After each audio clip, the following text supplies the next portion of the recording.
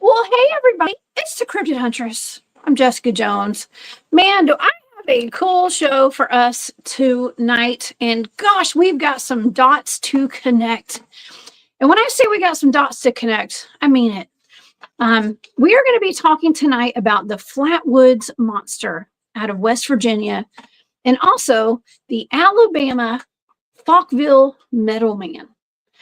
I don't know if you guys have heard of this before. I have talked about it on the show at some point. I think maybe Barry and I kind of talked about it. I had remote viewed this one a while back.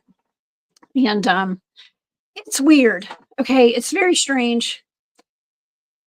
I just posted an interview, a video of an interview with the chief of police who was of Falkville. Okay. In the chat right before the show. So if you guys want to watch that, it's there. And gosh, I believe this police chief, man. I know that whatever happened to him, he believes that happened. It literally ruined his life. Okay. And so we are going to talk about this tonight. You guys hold on, go get the popcorn, buckle up, buttercups, because we have quite the ride tonight. And to help me with this subject, these two subjects tonight, I have our very good friend, Dr. John Stamy, here in the studio tonight. And he's got a lot of experience with cryptids, especially cryptids in the South and on the East Coast. And so, all right, let's, gosh, we've got so much to talk about. I don't want to do a huge intro tonight, but yeah, I hope you guys are having a wonderful night and had a wonderful week so far. Oh my gosh, we've already had great shows this week, the past couple of days, and I'm going to have another great show for you guys on Saturday night. If you guys would like to follow along with all of my shows, please go over to my website. That's the cryptidhuntress.com. You can find all of my archives there and my schedule of events, including the East Alabama Bigfoot Town Hall. That is this weekend. Okay, so finally we got the East Alabama Bigfoot Town Hall coming up. Trying to scroll up here. That's going to be a wonderful event. Please come out and see me. I think I'm speaking around 1:30 or 1 o'clock. That is Central Time in Alabama on Saturday. Okay, so y'all come see me at that. Also, I do have this UFO conference coming up. That's in Blue Ridge, Georgia. And that's going to be on February the 1st. That's a Saturday. So come see me there. Dr. John Stamy will be there as well. And also in March, we have the Georgia Bigfoot Conference. Oh my gosh, guess what? One of our really good friends, David Pardue, is going to be there speaking, as well as Matthew Delph, who's a good friend of mine, a good friend of the show. Those are both my teammates. And George Lunsford as well. You guys have seen him on my show at Spaced Out Radio. I believe he's going to be there with all his crew. Tim Dill and all those guys. It's going to be great. So y'all come up and see us at that. Dr. John Stamy will be there as well. Okay, so y'all, I'll keep you posted on that. Okay, also, another line item of business here. You guys, thank you so much. I know some of y'all went in there on Bigfoot Believers and Other Creatures on Facebook, and you guys helped vote me in as one of the top Bigfoot researchers. Okay, so for their calendar this year. And so I wanted to thank everybody who went and voted for me for that. I had no idea I had gotten one of those spots. Man, this was such a surprise. So thank you so much. I am a calendar girl in the month of June. Okay, so if you guys would like to support your favorite Bigfoot field researchers and experiencers, go over to Bigfoot Believers and Other Creatures. Contact Daryl Denton and get your calendar. That's Elijah Henderson and his sister Gabby right there. We're both the month of June calendar girls and boys on there. So thank you guys so much for helping to vote me into the top 12 there. So it's wild. It's so wild. I'm sure there are so many people. Like next year, I promise I will be nominating like everybody I know for that, because there's so many people that really deserve to have those spots. Okay. That are not public. Okay. But anyways, I digress. So thank you guys so much. Please go get your calendar at Bigfoot Believers and Other Creatures. All right. Okay. Let's get to our show, y'all, because we have a lot to talk about tonight. And I have Dr. John Stamy in the studio. Surprise, surprise. I didn't announce it before the show. Okay. All right. So on September 12th, 1952, a group of children observed a bright object crossing the sky and landing on the property of a local farmer. Accompanied by a few adults, they went into the site where they believed the object had landed. As they approached the location, they were assailed by a really stinky odor that made their eyes and their noses burn. They then saw a large pulsating ball of light and nearby spotted a creature that is now described as the Flatwoods Monster. The Flatwoods Monster is one of the biggest mysteries of cryptozoology and one of the most famous cryptids there is, especially out of West Virginia, other than Mothman. Okay, then we're going to go to the Falkville, Alabama Metal Man after that. The Falkville Metal Man sighting took place on the evening of October 17th, 1973 in Falkville, Alabama. The eyewitness was a 26-year-old police chief named Jeff Greenhall. He responded to a call about a UFO, went to the scene, and found a figure standing there that was slightly taller than 6 feet tall and was wearing a reflective material suit. It looked like one of those emergency blankets. Though it looks like aluminum foil or something. But it looked like metal. And he said that the movements were not human, but they were human-like. And it reminded him of a robot from, I think he said, Lost in Space. He took 4 photos with his Polaroid camera. Okay, back then they have Polaroids. This was actually before I was born, though. But he even tried to talk to it, and when he tried talking to it, it would not respond, and then it took off running.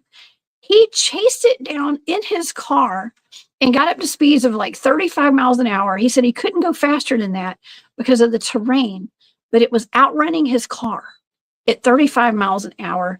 It exceeded human capabilities, and it bounced like it had springs in the heels of its feet. Like I said, I posted the interview of this former police chief in my live chat tonight. If you guys want to listen to it, it's actually really sad what happened to him after this event. He was not expecting this to happen. And my goodness, he was a young man. He was in his 20s being a police chief. But he chased this thing until his car crashed. It literally crashed trying to get to this thing. He said that he kept the photos in a safe place in his home. And then 10 years later, after this event in 1983, somebody broke into his home. And this was after his life had been completely ruined. His wife left him. He quit his job. And it was all over this event. Someone broke into his home, stole the pictures, stole his service revolver from when he was a police chief, and another gun and some other items. And he had them put away safely, thinking that nobody would find them, but they did, leaving the story to be a little more mysterious. Well, you guys, these are 2 targets that I was assigned a while back, and I'm just now doing these tonight. I have found some connections between the 2 targets and the Pascagoula abduction target that we did, and so we're going to be connecting some dots tonight. We're going to go over that data of both of these targets. And to do that, I do have our good friend, Dr. John Stamy, here in the studio tonight. And Dr. John Stamy is an author. He is an organizer of Comic Cons and Bigfoot and UFO conferences all over the South, all over the East Coast.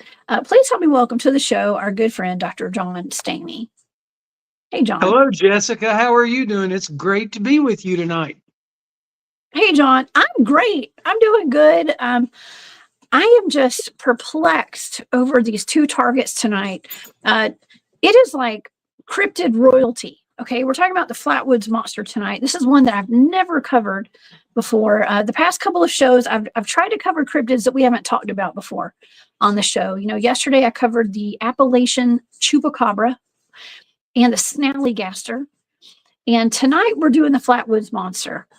And I know that you have some experience with cryptids. You've written several books, and I figured you might have some information yourself on some of these topics tonight.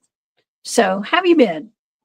I've been doing great. It's been cold up here in Myrtle Beach or out here on the coast. It's been cold. I told one of my friends I've got the thermostat up to 76 degrees. And first thing he said was, "You're going to go bankrupt. That's too expensive to keep it 76." I said, "I'm sorry, but for a couple of weeks, I will do that." That's why I moved to Myrtle Beach. It's the sun and fun capital of the world. It's been cold as all get out. But anyway, I'm just glad to be here on the show. And first of all, I want to say congratulations to you and Elijah Henderson. I mean, y'all are two of my very best friends in the paranormal world. In fact, I talk to Elijah about 3 times a week, and we're cooking up some things. I hope he's going to be coming on an adventure with me and Matt Delph down to New Orleans and bringing his wonderful sister Gabby. And they're just a great family, very wonderful people. Elijah is the son of Johnny Henderson, the most famous explorer of land between the lakes ever. And just what great people, and what a wonderful host we have tonight, who certainly deserves to be the June poster lady for Bigfoot explorers. I think that is grand, and you deserve it. You're out there bumping around in the woods, messing around with weird objects and crazy whatever. So thank you for all that you do. On behalf of all of your fans, we appreciate what you bring to this cryptid world as the Cryptid Huntress. So that's what I think about Jessica Jones. Thank you, Dr. John. I do appreciate that. I was honestly shocked that I made the cut there and got on their calendar, and it's such an honor. And it was a surprise. It was definitely a surprise. So thank you. And I would love to go out in the field with Elijah. I've heard so much about him. I've seen him on different podcasts and stuff, and I've heard a lot of good things about him. So I know that he's a fantastic researcher, as was his father as well. He comes from a family of cryptid researchers. So yeah, we'll have to link up sometime. And as I promised you, I usually have Elijah on about once a month. So the next time I have him on Scary Cast, I will invite you, and the 3 of us will have a Scary Cast together. Okay, yeah, let's do it. Let's do it for sure. I'm down. It'll be a lot of fun. Okay, for sure. For sure. Okay, well, it's a date then, and also before we start the show, with to get into the meat and potatoes tonight, we have this UFO conference coming up in a couple of weeks, and you're helping organize that. This is one of your events, and we also have the Georgia Bigfoot conference coming up. So, did you want to tell the audience about that real quick? Absolutely, Georgia Bigfoot conference, 7th big year. We are going to be in Demarest, Georgia, at Piedmont University, which is northern Atlanta. We have moved to Atlanta finally, and we're not abandoning Rabun County, because we're still going to be doing some events up there, because the people in Rabun County have been wonderful to me in my events. But no, we're going to be at Piedmont University, and that's going to be the 3rd weekend in March. We've got you. You are the keynote speaker. You are the person we're celebrating. We're going to have Matt Delph. We're going to have David Pardue. We're going to have North Carolina Investigates. All 4 of them are going to be there. We might even have a 5th one there. Sonia Thompson from The Walking Dead, the most famous lady zombie in the world. She was on the cover of Time magazine, and I think that is a heck of an accomplishment. Wow. So, and we're going to have a lot of fun, a lot of great people. I think it's going to be fun. And our pre-party on Friday night is going to be at the new R.M. Rose Distillery in Mount Airy, Georgia. It's a beautiful place. They are building it out. We're going to have a lot of fun. We're going to have a Bigfoot round table. We're going to have Matt Delf, you, and maybe David Pardue. I think I even asked him to helm and run the Bigfoot roundtable. That'll be a lot of fun. We're going to have bluegrass music, drinks, because we're at RM Rose Distillery. So it's going to be a really fun party weekend. And RM Rose in Mount Airy is only 10 minutes from Piedmont University, so it'll be easy. We'll make sure there are maps and everyone can find it. So we're going to have a blast. 7th annual Georgia Bigfoot Conference. It just keeps growing and growing and growing. And then when you talk about the Metal Man, I have a surprise announcement, and I'll tell you when we. I'll tell you when we do that one. So it's going to be more fun and more adventure with the best in paranormal, which you bring us and Elijah brings us, and we all just have a grand time. And we've all made such good friends. So it's just fun. Okay, that's enough self promotion now. I love that. Okay, well, no, I love it too. We do have a good time, and these conferences are great.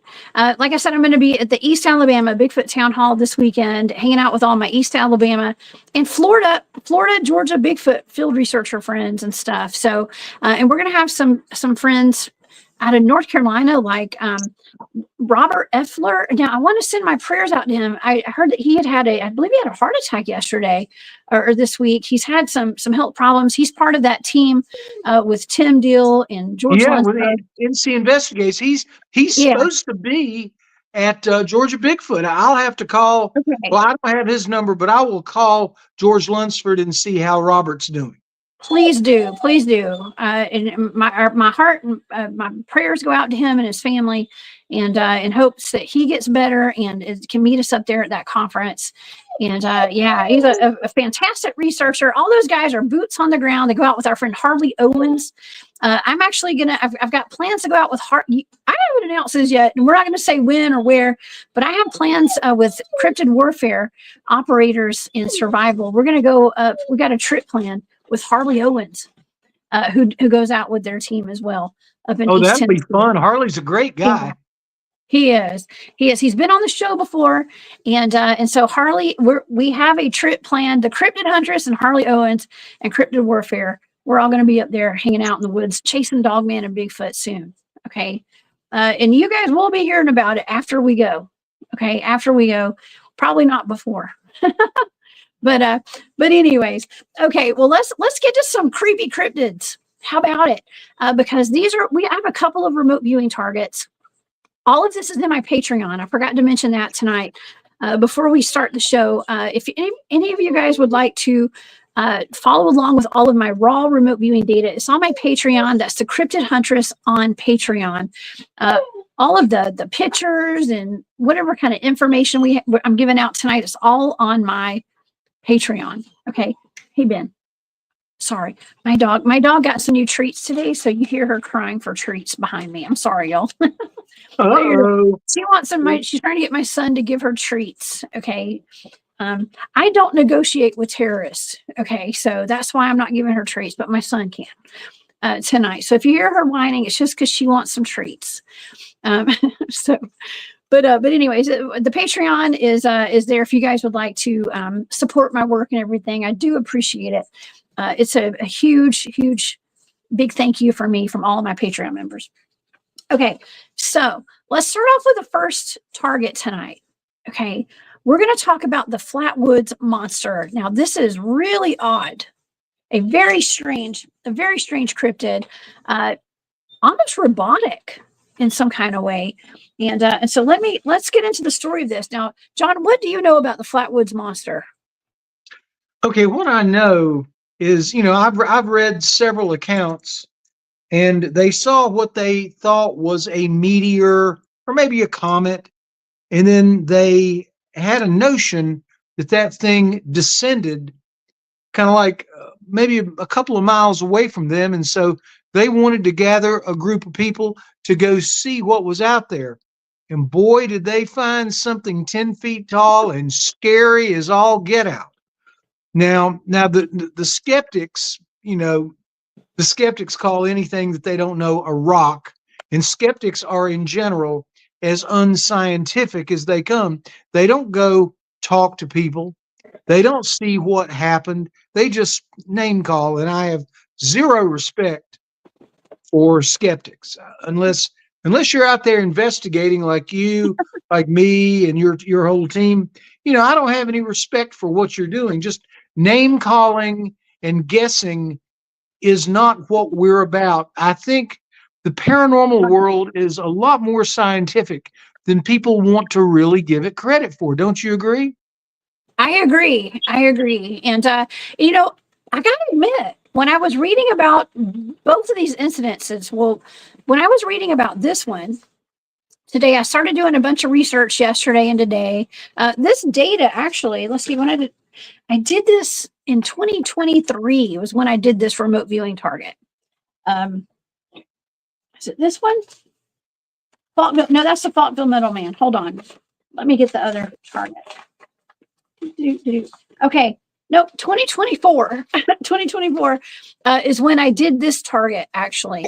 And so it's been a little while since I did this. So a lot of times I'll get these targets, I'll get the coordinates, I'll do the remote viewing. I don't know what they are. They just sit there for a while until I'm told what the targets are. Okay. And so this just sat in a folder for a while. I later found out what it was. I just decided, when I start connecting dots between some of these targets, I decide to either combine them or, if I have a show on a Wednesday that might connect to one of the targets that I've done in the past, I'll do a show on that target on Thursday night. Okay. And so that's kind of what happened with this. We're going to be connecting dots tonight. And, okay. So I did some research on this. I remember seeing a video on Instagram of some kids that had gone into the woods. I don't know if they're at their house or whatever, but they go out in the woods and in their driveway, there is an entity and it looks a whole lot like this. Okay. Now these are actually some pictures. These are like drawings that I found online. Okay. This is pretty good idea of what these kids saw.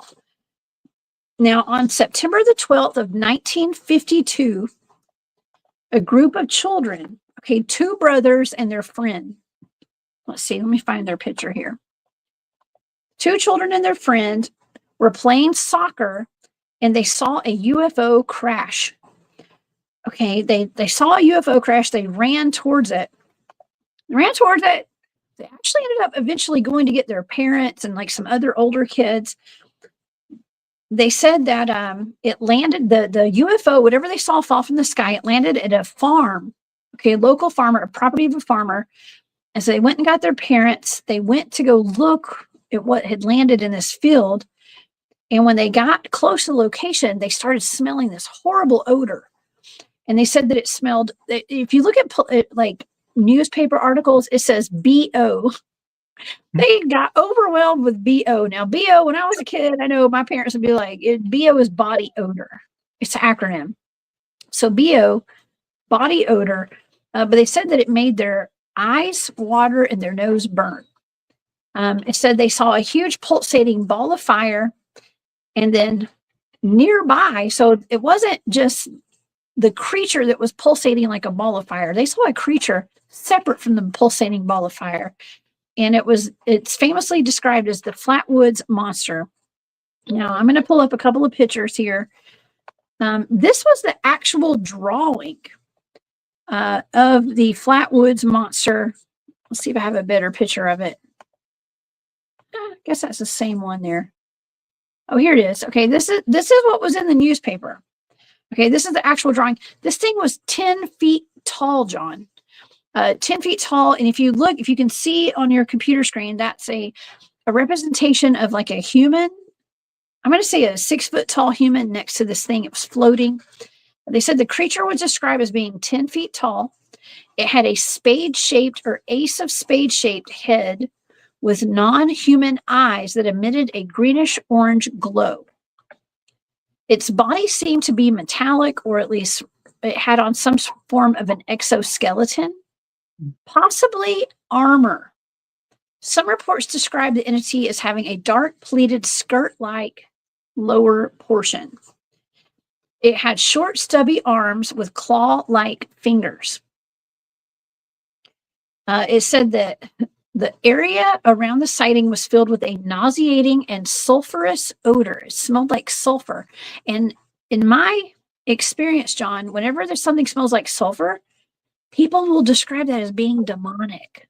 Okay, so sulfur is attributed to something demonic, but I'm not saying this is demonic, but I'm just saying that is an attribute.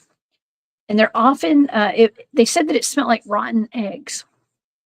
Now, the encounter left all the kids, the adults, terrified, and the next day they experienced symptoms like irritation in the nose and throat, vomiting, and swelling of the throat, which some believe may have been due to the exposure of an unidentified substance from the craft or the creature itself. Oh my gosh. Okay, so wait, this is actually reminding me of the, do you say Virginia incident or Virginia? I don't remember. Out of Brazil. Do you remember that, John? No, I don't. I'm sorry. Okay, the Virginia. I'm going to say Virginia. I know I think I was laughing about it when I talked about that because it's a weird way to pronounce that. But there was a UFO crash in Brazil back in the 1980s or 90s. And there were alien bodies recovered. And this one gentleman, actually, it smelled bad. And one gentleman actually went, they recovered bodies from this crashed spacecraft. And, or they found an alien body. And the gentleman who grabbed it and put it in his lap and held it and took it to the hospital ended up dying because it had some sort of weird oily liquid that came off of its body, and it got on his skin, and he ended up dying from it. Okay, so I don't know. I'm just kind of making a few connections here. The smell, the scent, the odor that it's putting off, whatever it is. It's happened before, okay, or it happened in the future, actually, because this was back in 1952. Okay, 1952, around the era of, what is it, the golden era of UFOs, I think is what this was. Right, the 50s and the early 60s. Yeah, is what I'm familiar with, the golden age of UFOs. Yeah. Okay. The Virginia, I don't know. I don't even know how to pronounce that. Y'all know I'm horrible with pronunciations. I'm from the South. That's my excuse. Okay.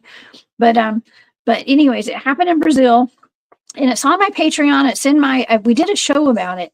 So you guys go back and check that show out if you get a chance, and look into that. Yeah. Okay. Well, John, I think I was saying earlier, like I was watching a video of some kids that were in their driveway, and they pointed to something that was in their driveway, and it looked a lot like that. It has a spade for a head or something, like a cape or a cloak on. It was really tall, something in the modern day. I've seen a video of that on Instagram or on TikTok, and I couldn't find it today to pull it up to show the audience, but it was there. But nonetheless, I do have some pictures of this thing. Okay, some drawings. I don't have actual pictures, of course, but this is well known in cryptozoology, right, John? Yeah, yes, it is. And you know, it's real funny. If you go back to that picture, two back, that is strikingly similar to the New Jersey Devil when it's flying. That really is. Wow. Well, the New Jersey Devil, that's interesting, because the New Jersey Devil, I've actually remote viewed that too, and I did a show on it. And when I was remote viewing the Jersey Devil, I came to the conclusion that I believe there are a lot of different Jersey Devils. There's different types, there's different categories of them. And the one that I was seeing, I thought I was remote viewing a goat man when I was remote viewing it. So there's a lot of different types of them, obviously. And but this one, this was only, I think this thing was only seen one time by these people. It's not like it came back, right? You're talking about the Flatwood Monster, right? Flatwoods, yeah, Flatwoods. And yeah, and it's like, what was this? I mean, to make one appearance, it certainly has made it into the legend and lore of cryptids big Yeah. time. I mean, normally things appear and reappear, but Flatwoods Monster is just, it's a one and done situation. Yeah. But there's so many, I think there's so much good reporting on this, and so many people saw it. And that's what makes it very, very unique in the cryptid world, is lots of people seeing it. Yes. Greg, I think this is Greg, but hey, Cowie Snyder. Gregory, what's up? It says, I think she meant Varhinia. Yes, Varhinia. Yeah, I think was that Portuguese or something, but it looks like Virginia. Okay. Varhinia. Yes. Toxic. Okay, we're going back to that smell. Toxic. And Anne's oddity says it could have been radiation. That is a very good point. 100%, absolutely, with that. And yes, Mike, they took the aliens that they found, at least one alien, to a hospital. They cordoned off the entire hospital. Law enforcement officials took it to the hospital, so they were fully aware of what was going on there. And so yeah. John, actually, with this case, with the Flatwoods Monster, the U.S. Air Force got involved. Okay, so there was government knowledge of it, because the U.S. Air Force had to do a UFO inquiry on it, and they went through Project Blue Beam. From what I researched and what I found, the U.S. Air Force did investigate this. Right, and from what I understand, this was considered, one of the top 10 odd news stories of the year. This was a big deal throughout the country. Yes, this was around the same time. Now, it might have been like 1954 when the UFOs flew over the White House. Do you remember that, John? You know that story, right? I wasn't there. That was before my time, but I do know about that story. I do. I didn't mean you were there, but I'm just saying. I don't remember that either. I was not born either, but yeah, it's there were UFOs buzzing the White House. We also not around I forgot what year it was, but we also had the Battle of Los Angeles that was happening in the 1950s. Yes, we did.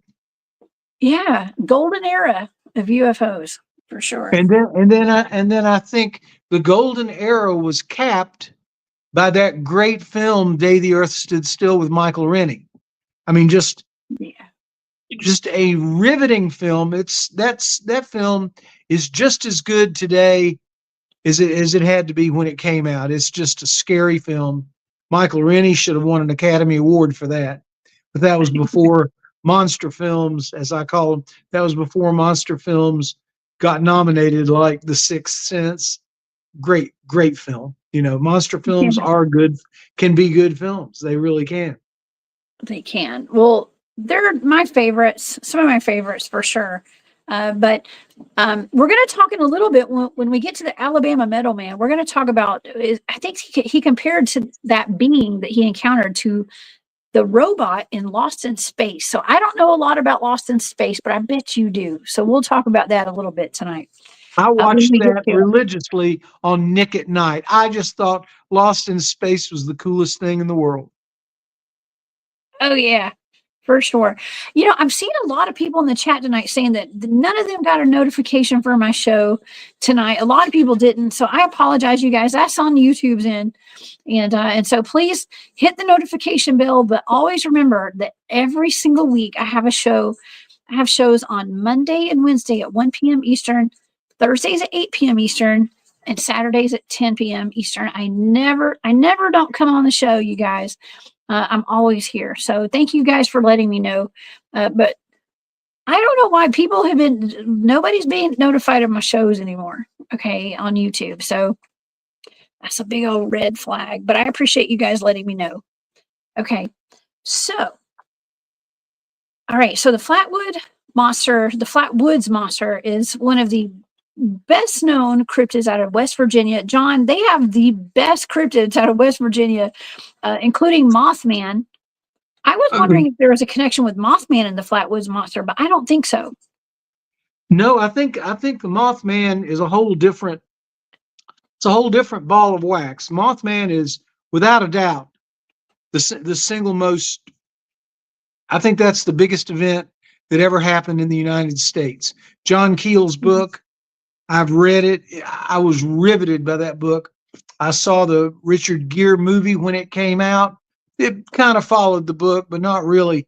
I mean, the Mothman was an epidemic of strangeness up there at Point Pleasant, and I just think it's a phenomenal story, and we have a lot we can learn. And I don't know if I've ever told this story or not, but when I was teaching at Coastal Carolina University, there was a young man that was in my freshman class, and so he came by, and like I always ask him, well, where are you from? He said, I'm from Point Pleasant, West Virginia. And the conversation stopped. I thought to myself, oh my goodness. He said, he started laughing. He said, don't you? The Mothman movie had not come out, but I just read Visitors from Space by John Keel. I said, yeah, I know, because I really have had some experiences with cryptids before. He said, my parents were the couple that were making out on the football field, and they were frightened by the Mothman that came and lit on their car. What? And he said, right. And so what happened? It was very interesting. He brought his parents by for homecoming. It was late on Friday afternoon. I just still happened to be there. And they were very nice. And she handed me a copy, an additional copy of Visitors from Space by John Keel, which is over here in the United States was printed as the Mothman Prophecies. She said, I found this when I was doing some cleaning, and I don't want this in my house. And that let me know that their story was real. There were people that were terrified of the Mothman and the Men in Black and everything that happened. And that was probably one of the, and I'm really surprised they haven't remade that film. I'm surprised they haven't, Jessica, because there's so much to that story. Don't you think?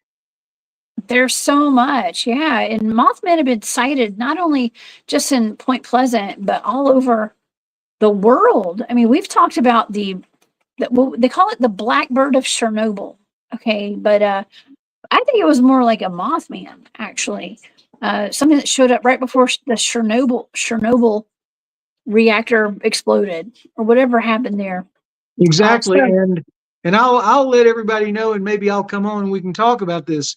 The Mothman has been seen just outside of Myrtle Beach. ooh, okay. I didn't know that. I didn't know that. Now, it seems as though the Mothman is a messenger of impending doom. Yes, Is that the true? Mothman is there to warn us. And yes, I'll be honest with you, that's my story, and it's in my book, Look Up in the Sky. My story about the Mothman. I believe I saw the Mothman on Highway 90. It was terrifying. I've Did never been so scared in my life. But anyway, maybe I can come on here sometime soon and we can talk about it.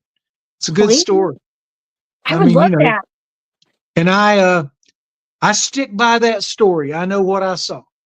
And Jessica, Wow. I think you'll agree with me because you're a paranormal researcher. You know what you see, don't you? Yes. Yes. Well, at the time, sometimes you question it. You're like, "Am I really seeing something like this?" A lot of times, things that I've seen in my life, in my reality, when you see something that's not supposed to exist, it doesn't seem as though it may not be real. Um, it's hard to describe it unless you've experienced it. Sometimes, Right. especially, yeah. And I will say that when you are involved in the event, you don't really notice that there's anything out of the ordinary. You just are part of the play that is going on the stage. It's like you see it. You're not, oh my God, I'm seeing this or that. You just see it and you go on, and it's part of your reality. That's right. That's You right. agree? It becomes part of your reality. It's crazy, and that's why I said in my reality, because we create our own, we manifest our own realities in a lot of ways. I know it's kind of deep, okay, but it's my reality. It's my truth as I know it, okay, and it's what I'm experiencing. It's not the same experience as a lot of people, and so yeah, I live the wild and crazy life. I signed up for that package this lifetime. And it's a lot of fun. I wouldn't change it. I wouldn't have it any other way, Dr. John. Okay. I wouldn't. I wouldn't either. And I've got new editions of Introduction to Hominology coming out at the Georgia Bigfoot Conference. I've got a new edition of Look Up in the Sky, which are my UFO stories and ghosts and stories. And it's just so much fun recounting these. And yeah, I keep adding because I keep having these things happen to me. And I don't mind, people can believe it or not, but again, you and I know what we see, don't we? Yes, we do. We do. And I am a seer, as are you. And I wanted to thank, first of all, Like and Claw. Thank you so much for being here tonight and for that wonderful super sticker. That is very sweet of you. I appreciate the support very much. And so thank you for that. Yes, we're both seers, John, and my favorite thing to do is remote viewing. That's one of my favorite hobbies, and I've been trained in it for a long time. And I figured a while back, I never meant to go public with it, okay, but I figured, well, if this can help some people and it can help kind of solve some mysteries of the world, or just kind of open up the conversation about stuff, then why not do it and do a show on it, okay? And so so this right here is one of my targets that I was given last year. And so let me pull up some pictures of it right now. Let's pull up some pictures of this Flatwoods Monster. Okay, I kind of did go over the story behind it. Now I want to go over with the audience as to what some of the people claim this might have been. Okay, because not everybody thinks that this was an ET or some kind of an extraterrestrial, but some people do. Some people think it was an extraterrestrial being, and the initial reports were of a flying object and the creature's strange appearance. Some believe it might have been an alien from another planet. And of course, it was the era, we mentioned the golden era of UFOs. And so there were a lot of UFO sightings and a lot of extraterrestrial beings reported during this time. Now, other people think that it could have been a barn owl, John, barn owl. And that is preposterous. do you think? I believe this might have been a robotic entity. I don't think this is alive. I think it was a robot. I mean, I think it's from another world, from another dimension, but I think I get the distinct impression that this might be robotic. That's just what I think. Yeah, it could be. Well, that's another one of the options here.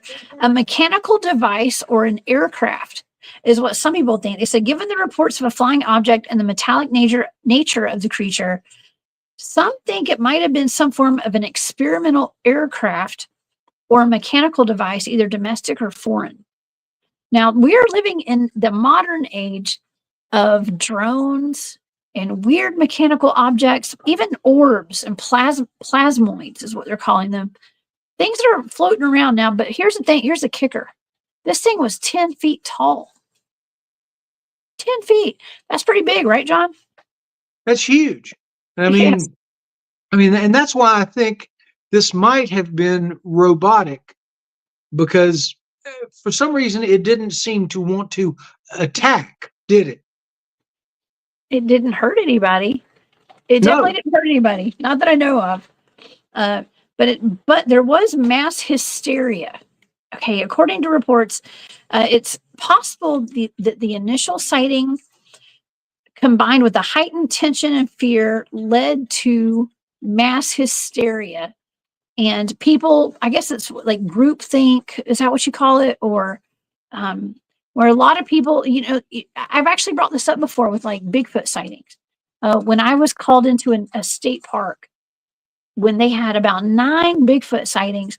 Well, here's the thing about those Bigfoot sightings. I was hesitant to go there to investigate because, okay, there was one pretty credible first initial sighting, but then word started spreading around the park that these people had experienced a Bigfoot. So then everything became Bigfoot.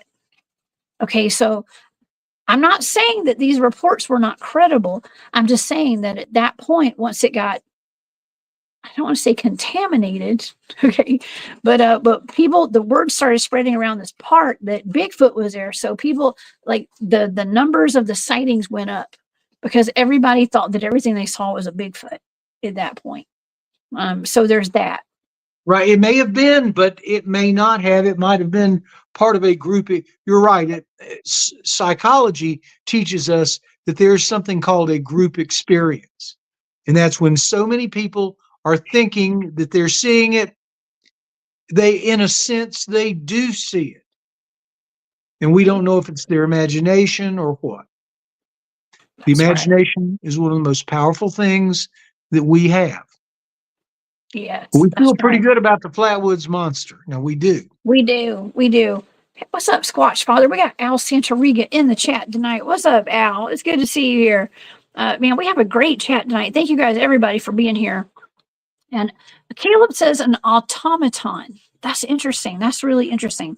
So that would be my robot. Yeah. Your robot. That's right. Thank you, Caleb, for being here tonight. Okay, so we need to talk about this chemical exposure, though. Okay, like whatever this odor was that people were experiencing, there have been times where I made the mistake of like, cleaning with Clorox or something, and I didn't open a window, and I got really sick. Okay, like it burned my nose, it burned my eyes. Well, that's kind of what happened to these kids when they experienced this Flatwoods Monster. They said that a pungent mist, which reminds me of that chemical fog that made me sick about 2 weeks ago. But the chemical mist or the pungent mist led some to speculate that they might have been exposed to some kind of chemical or gas too, that could have made people hallucinate, John. Okay, that's one of the theories, that this chemical made these kids hallucinate. What do you think about that? Well, my big question is to all those skeptics that say that, where did this chemical mist come from? I mean, it doesn't normally, okay, swamp gas does not have that effect on people. I'm from the mountains of North Carolina. We have lots of swamp gas up there. We have the Brown Mountain Lights. We have all kinds of stuff. And that doesn't affect people like that. So if they want to say, well, it wasn't real, well, where did the smell come from? It came from somewhere. Now it did. It did. It came from somewhere. Okay. Okay. Moondog says I've seen a description that it was where it was a floating platform, and it actually stepped off, and it was a huge reptilian creature. Now I've heard that too. Okay, I've heard that too, and I also want to bring up Barry's comment. This is Barry Littleton. What's up, Barry? Thank you for being here. Very similar creatures were seen with smoke bombs just before the bubonic plague erupted. Wow, I've heard that. Okay, I have not heard that about the Flatwoods Monster, but I've heard that about the plague.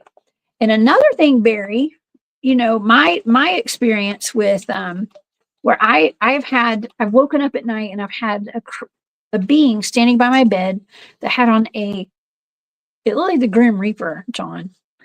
Something was standing by my bed that had on a black cloak, like the Grim Reaper. It looked kind of like this actually, but it was all black. Okay, so I'm not saying it was this, but I'm saying it looked like the way I would describe it would be more of like a mantis, like a mantid kind of ET with its hands like this. That's how I describe it. But okay, so what I've heard about the bubonic plague was there were what looked like Grim Reapers, like what I saw by my bed, walking through fields and putting out smoke bombs and stuff right before that plague. Okay, so That is, and I'm sorry, I don't know all the stories. I do not know that story. I will take a look at that. When I think of the Grim Reaper, I think of a combination of the first episode of Family Guy and the 1938 film Death Takes a Holiday. That is a combination of everything about the Grim Reaper. And if anybody knows Death Takes a Holiday, it was remade, I think, in the 90s or early 2000s. I can't remember who was in it, but I know Death Takes a Holiday was a terrifying movie. It really was. Anybody remember it in 1938? Big hit. 1938. I don't know. Maybe one of my grandparents was still living, was born back then. I have not seen that, but wow. Okay, a lot of cool movie references. I'm wondering if they could have been soft disclosure at this point. Okay, of course, John. People also thought this could be a hoax. Okay, I mean, how often do you think these things might be hoaxes? I mean, I don't know. It was three kids and some adults. A lot of people saw this thing, or at least the kids saw it. People do try to hoax, but I mean some kids making these things up. I highly doubt it. This doesn't sound like the group that's going to try to make this up. This is a bit more. I mean, this is a lot more than a bunch of school kids. They look like they're in 5th, 6th grade. This is a lot more than they could do. It really does. And I don't think, the parents, I don't think so. Those kids were around my son's age. Okay. Now my son's got a very vivid imagination. But if it came to something like this and he was in panic and ran to come get me to show me something, he's done it before. He just did it today. He means what he sees, and he shows me what he means. Okay, and there's not a whole lot of interpretation to it. It's like it's cut and dry. Mom, there's something here. What is it? Help me figure this out. Okay, and so but that's just my son. My son's he's the cut above. You know what I mean? Because he's been in some predicaments before where he's very tough. Okay. Something like this would probably not scare him like it would other kids, but he would be honest about it. Okay, and so I think these kids would too. And much like the Alabama Metal Man, reporting this and even talking about it ruined that man's life. Okay, it ruined it, but he stuck to it his entire life. He never changed the story, and so I don't know. We're going to get into the remote viewing data. How about that? Let's get into the remote viewing data. That sounds good. And you know what? I'll say this about people that have cataclysms in their lives as a result of experiences like this.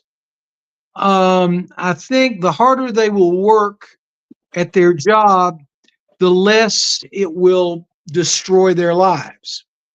I mean, I've had a bunch of stuff happen to me, and it doesn't seem to bother me because I work pretty hard at what I do. But, you got to be careful about this because we live in the real world and people do hear things. There are a lot of skeptics. There are a lot of non-believers out there. So you got to find, I think, your support group. I call Mark Sargent of the Flat Earth Society. I have my support group that I discuss things with, and I don't go out and talk about them with the local preacher or something like that. I think if you kind of stay within your support group, you're going to be a little bit better off and maybe a little more insulated from bad tidings and things that can happen to you. That's what I think. That's right. And I feel like here on the Cryptid Hunters channel, we are a support group for people who have experienced weird stuff. Okay. Yes. Weird stuff. No judgment zone over here. Okay. Yes, I do have to have a skeptical mind about stuff occasionally. But I do my research. And I think anybody who watches the channel knows I do a deep dive on everything we talk about. And even into my experiences, and I've always been hesitant to even talk about the things that I've experienced. So I know how it is. It took me 10 years to ever speak publicly about my Bigfoot research, John. 10 years. That's a long time. Yes, Okay. it is. But then after 10 years, you had a support group that you could talk about. And if you started talking about it publicly, you became a public speaker. I You did. didn't you kind of got shielded from being the weirdo. Yeah. Well, I watched other people getting crucified for it. Okay. And so I had I guess I got thrusted onto the platform and onto a stage. And so I did it. And I learned, I worked in politics. Okay. So like, I know what I can say and what I can't. And I quit caring what people think. I quit. Yeah, when you speak out publicly, like we do, John, people will attack you and make you feel like you're stupid and weird and stuff. Well, I just embrace it all. I'm totally stupid and weird. Okay. That's what makes me the cryptid huntress. All right. Well, I can Um, tell you that yeah. I did have an experience at a previous job when I got asked to be on Unexplained with William Shatner, and that was June 2022. And I told my boss that kind of ruined my career. Oh no. Oh And no. it didn't matter that I was the number one sales agent in that office. There was always something over my head that they didn't like, and that's fine. I mean, I ultimately left, and I know what I've done, and I run my conferences and have my support friends like you and Matt Delf and Mark Muncy, the author, and John LeMay. You know, I've got my friends, and I think that's what people need to realize. Have your support group, know who they are, the people that you can. I mean, you're one of my support people. I've called you and told you stories, haven't I? Yeah. Yes, of course. And we do need that, especially when we get bombarded by outside forces, trying to keep us quiet about it. Because what we talk about is what some people consider to be fringe. Okay, fringe, but it's okay to me. It's just normal. It's my reality. Okay, it's my reality. And Area 51 says he judges, but he judges righteously. Okay, yeah. Well, yes, I'm not saying I'm totally not judgy. Okay, it just depends on. Okay, but anyways, okay, let's get to the data. Okay, let's get to the data because this is pretty interesting and it may or may not make sense. Okay, this is just data. So I'm just going to go over some of the data with the audience tonight because when I'm remote viewing these things, I just get a set of numbers. I don't know what the target is. Okay, and I don't know. It's not even up to me to interpret it, but tonight we're going to try to interpret this, John. Okay, maybe you can help me with this. Okay. So I was given a set of 8 numbers, 2 sets of 4 numbers, and on my first page, and it's all written out. Okay, you guys can find this on my Patreon. This is stages 1 through 3 on the first page, and so I get when I write the numbers down, I do automatic writing into ideograms, and it's called ideograms. And then I start getting sensory data, and then I try to make sense of the sensory data. So it's called analytic overlay. I write down, and then I draw a picture. Okay, so I'm going to go over the sensory data and the analytic overlay for the audience tonight. Okay, so this is for the Flatwoods Monster of 1952 in West Virginia. When I got into this target, the first things that I wrote down were terror and chaos, crashed, downward, rigging, cold, left, swaying, hidden, and practice. That was my sensory data. Okay. And then how I was interpreting this data was I wrote down alert. I kept hearing alarm bells going off, like an alarm going off. And so I wrote down ambulance, emergency, crashed out. Okay. Now, these kids saw a UFO crash into a farm. Okay, crash it, whatever the. So I was kind of impressed with this, right? So crashed out, downward spiral. I wrote down. While I was in this target, my left ear started ringing, and I got goosebumps. Okay, so so I just want to make a note of that. I wrote down night ride or night rider. Okay, Night Rider, and I kept hearing that song. It's a Doors song. It's called "Riders on the Storm." And I kept hearing that song repeated over and over again in my head. Riders on the Storm. Okay. I actually, so I wrote down, I was seeing like a video. I wrote down video, hideout and hidden lair. I wrote, okay, hideout, hidden lair. I wrote down trust issues, long shot, showstopper, and competition. Okay. So I don't know what that has to do with this target. I have no idea, but that was the first page of my data right there. So, and then I wrote a picture that looks like something that was falling down and it crashed. Okay. So that was actually my picture, was something falling from the sky with arrows pointing down, and then something that just dispersed on the ground. Okay. That was my picture. So John, does anything stand out that could make sense for this to be the Flatwood Monster?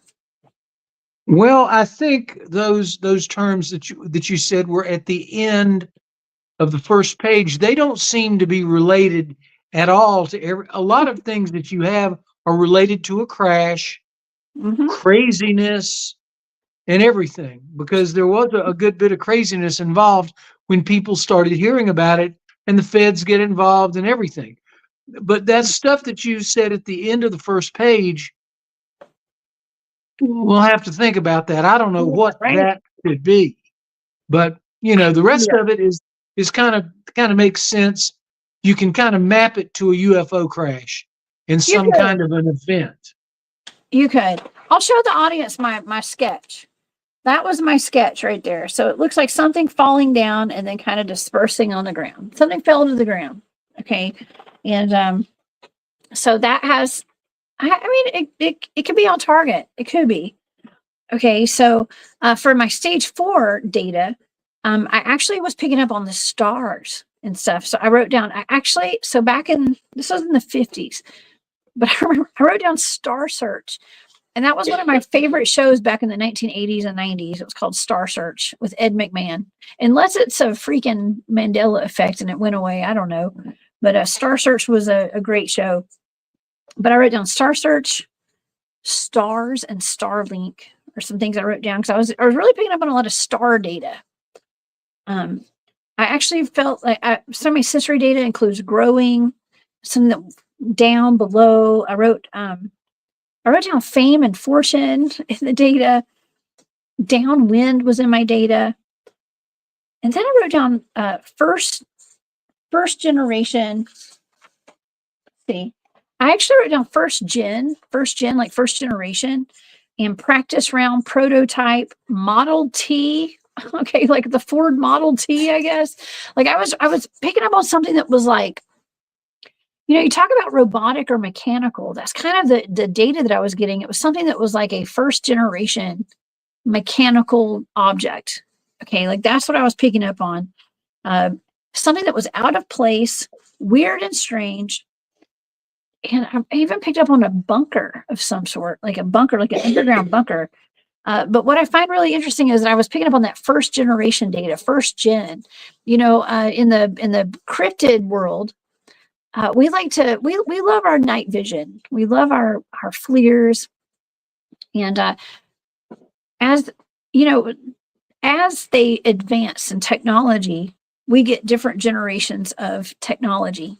Okay. So I'm trying to put this into like layman's terms. Okay. For the audience, we get like first gen would be like the basic, this is how it came out. It's wonderful technology, but as it grows, it becomes like second generation, third generation, fourth, and the technology just keeps getting better, right? Well, I picked up on something that was first generation technology. So we're talking about the Flatwoods Monster. I mean, this could be something that's mechanical, John. Okay, because I'm picking up on that kind of data. It could be mechanical, and it could be their first attempt as something like this, like the Model T was a first attempt at a car, pretty close to a first attempt. So it could have been, and that's all I can say. That's the kind of feeling that I get, is maybe this was a first attempt. Now, here's the question. Where did it go? Where did the Flatwoods Monster go? Did it just vanish? Or how did it go away on us? I don't know, because it was only seen that one time. And I don't think it was ever reported again. I mean, I couldn't find where it was. But like I said, I saw this TikTok. I know TikTok, my trusted news source. I did see this video of some kids kind of running. It was like a father and his kid were kind of like running from something that looked a whole lot like the Flatwoods Monster in the woods at their home. I think it was at their house. But we haven't heard about it since then. Geographically speaking, where were the father and the son running? You know, was it West Virginia, Tennessee, Texas, or where? I don't know. I don't remember. I wish I had saved that video because I couldn't find it today. But somewhere in the woods, they were in America. That's all I know. Okay. America, but I'm not sure where they were. Could have been Washington State. Could have been New England, right? It could have been. It could have been anywhere. It could have been anywhere. Okay. It could have been. So with the remote viewing data for this, sometimes we get these targets. And like I said, I'm just giving a set of numbers. So like we're not going to answer all the questions, but there could be a little breadcrumb in there that could help us try to figure out what this thing is. And with this, like I said, I was picking up on technology. Okay, so on some kind of technology. Now, do I think it was an alien or something that was, extraterrestrial? I don't know. I mean, when I write down first generation, I'm thinking it's something man-made. Okay, I'm thinking it's something man-made. But I don't know, because we look at the pictures. It doesn't look man-made at all, does it, John? It looks like something extraterrestrial kind of. Well, it does, but we don't know. We really don't know. And I mean, there's an attempt, when you're describing something, there's an attempt for you to make it look like what you've experienced. So this looks kind of like an entity, not a robot. And it might have been a robot. So there is that tendency in a lot of sightings. We want to make, Goliath, for example. We don't know what Goliath really looked like, but in the Bible, they make it sound humanoid, but we don't know what it was. So there's a tendency for us to make things look like what we've experienced. That's a standard psychological experience that we have. So I don't know. I mean, yeah, I don't know. We'll just have to guess. But there are a lot of possibilities. Yeah, and we don't know. Well, I think that it's important to take it into consideration that there were probably a lot of experiments going on. And it was in the golden era of UFOs. Okay, the UFOs flying over the White House we've talked about. Even the Battle of Los Angeles that was going on. I remote viewed that, and I did see a lot of German ingenuity over there. Okay, it seemed as though what I was remote viewing was something that was German made, schmotzy made, if y'all know what I mean. Okay, schmotzies. It was that kind of equipment that I was remote viewing. Okay. And I can only say that because YouTube or whatever. But anyways, there was a lot of experimentation going on, let's just say. And I don't know when like the Jetsons came out. Do you remember the Jetsons cartoon? And they had like the robot maid. Yeah, the robot Rosie, who's the maid. Yeah, I think about 63 or 64. Yeah.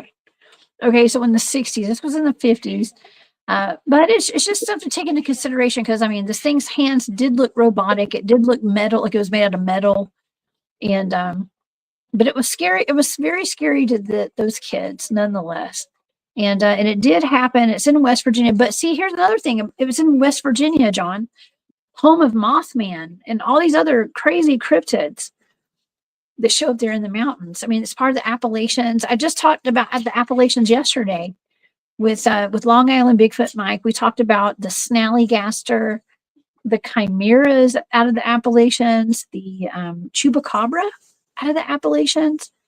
A lot of strange things. I mean, I do my research in the Appalachians. You and I just went to the Appalachians about 2 months ago, right? Up there and hung out with our dowsing friend, up Oh there. yeah, oh yeah, yeah, yeah. Well, Mr. Bill. Oh, that was yeah. That was the Georgia part of the Appalachians, and I tell you, it's frightening up there.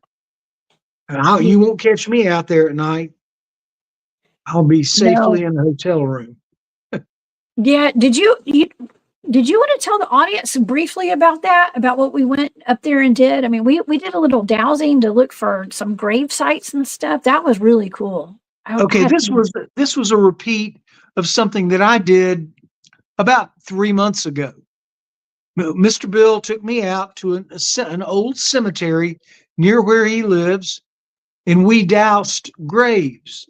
And the ones that were older, before they had vaults to put the coffins in, uh, we got results. But when we got to the fact to where they had uh, vaults and the coffins were inside there, we did not get a lot of results in terms of dowsing. And we got kind of the same results when you and Ben and I were there. Now, it was a lot of fun. When I was there the first time, we experienced some Bigfoot activity. We did, and I was surprised that we didn't, but it was much colder. It was a whole different feel of the day. And when I was there the first time, it was kind of warm. And let me ask you something, because you are an award-winning Bigfoot hunter as well. What is oh the man. does the Lord, cold weather decrease the amount of Bigfoot activity? I What do mean, you I think? I personally am not a huge fan of going out when there's a blizzard. Okay. But Don Tart, who's in the chat tonight, thank you so much for being here, Don. Don's one of Hey, my teammates. Don. John, you know Don. Oh He yeah. lives, yeah, he said Flatwoods Monster sighting was not far from Point Pleasant. That's right. It's not too far from there. Um, but Don knows, our teams. He and I are on a couple of different teams together, and we'll go out there and do like tracking training and things like that out in a blizzard. Go camping out in a blizzard, especially at the meadow with those guys. Um, but the Bigfoots don't come out as much. Okay, I'll be honest. Like they're not out as much when the weather is extreme, either too hot or too cold. We don't get as much activity. Yeah. Okay, So well that's that's my what I thought, because it was very cold when it was cold and clammy and damp, yeah. and we didn't have any Bigfoot activity, no sounds in the woods or whatever. But like, I know the first time I was there with Mr. Bill, it was pleasant. It was probably in the 60s, and we had some sounds and some knocking around in the woods. So, that was just a one-time empirical look at, well, when we have cold weather, we're probably not going to have as much Bigfoot activity.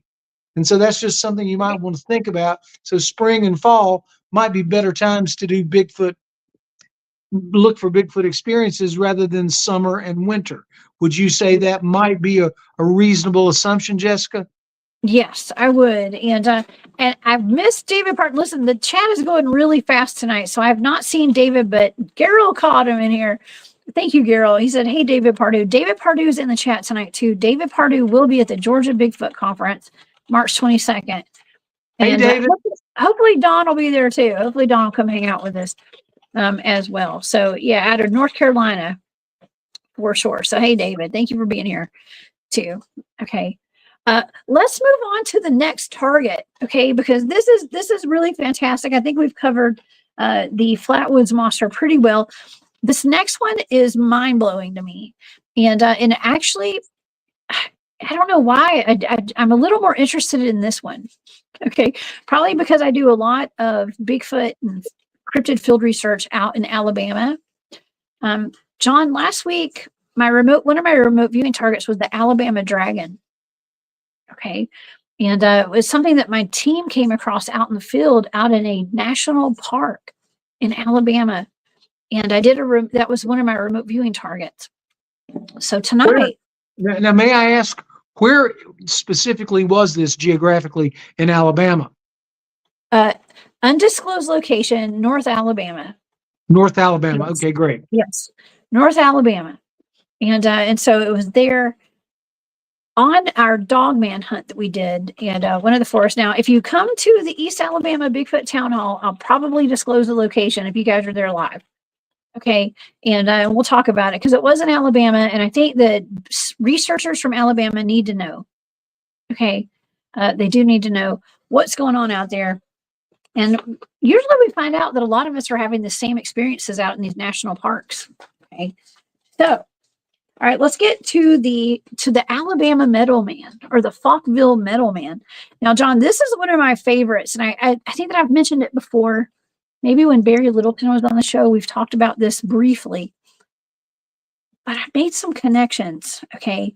And I'm going to show the audience this thing. Now, at first glance, this looks like a human in a aluminum or tinfoil or some kind of like that material for like an emergency blanket. Okay, that metal, it's almost like a meta material or something for an emergency blanket. If you get cold, you just pull the emergency, crumply metal blanket out of your bag, and it'll keep you warm at night. It holds all your body heat in. By the way, it's actually really good too if you're wanting to escape and evade being caught on a FLIR or a thermal camera. Wrap yourself in one of those blankets.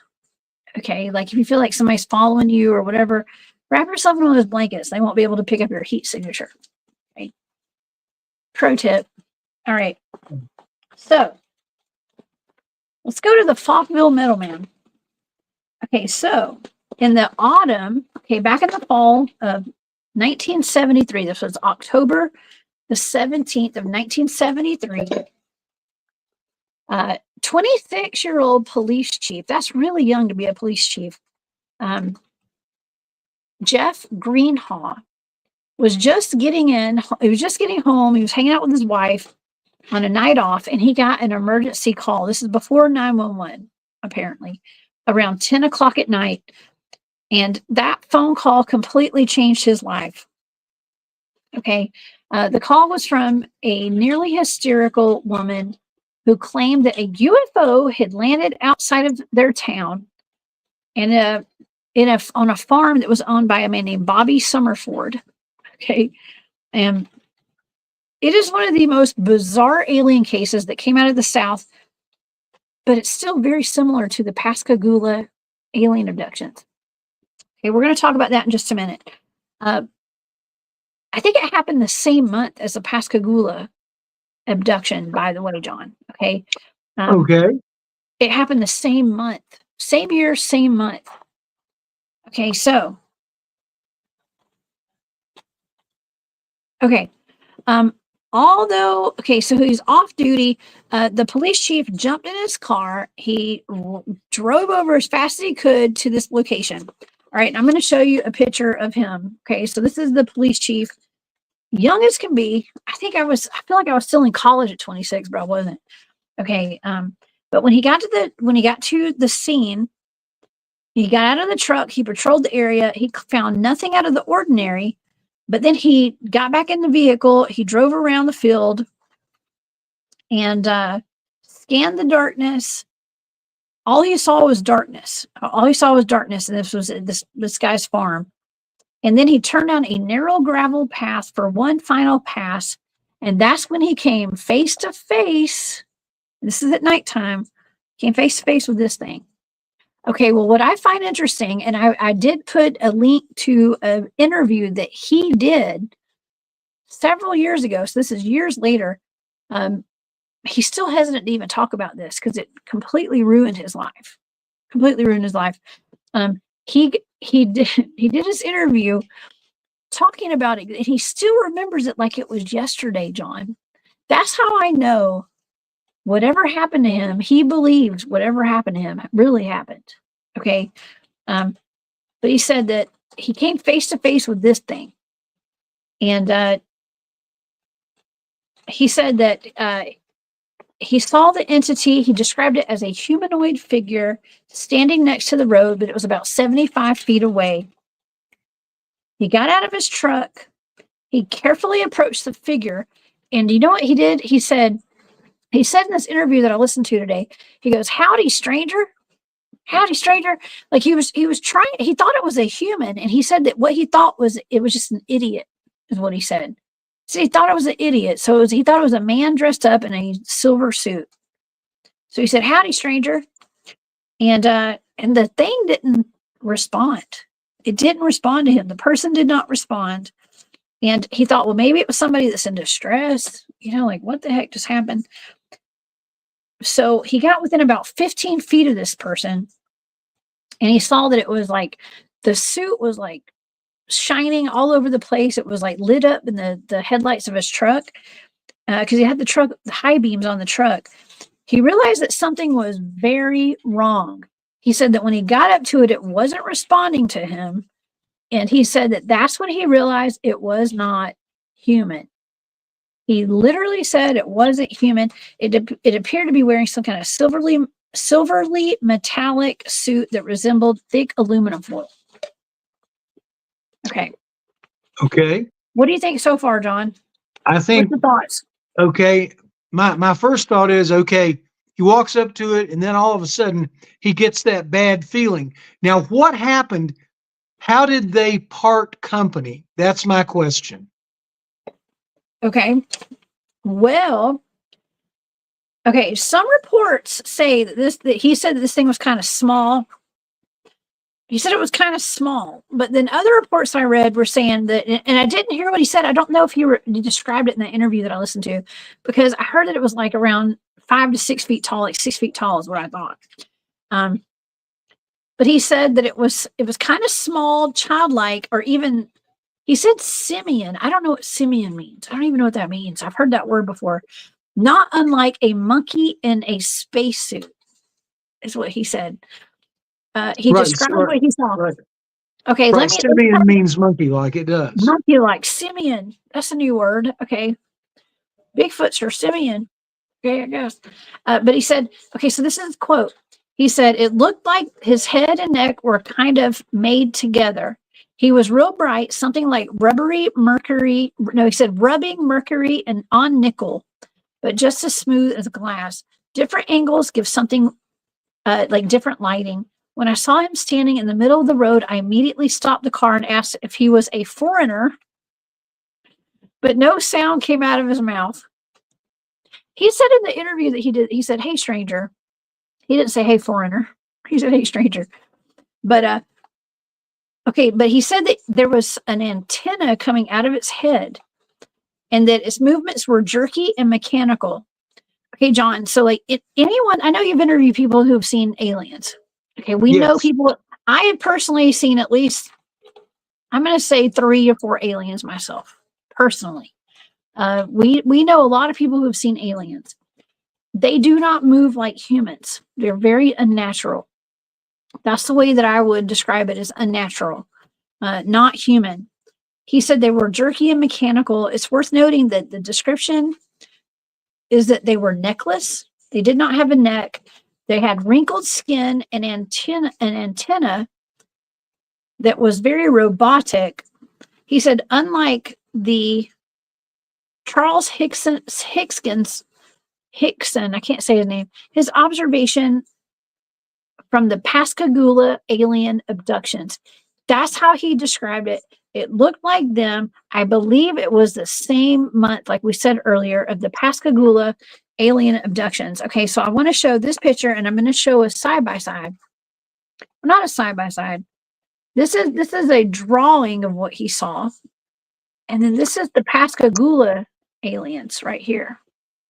Right. And I will say this, I'll go ahead and share this with everybody. I've got John Price from Alabama MUFON.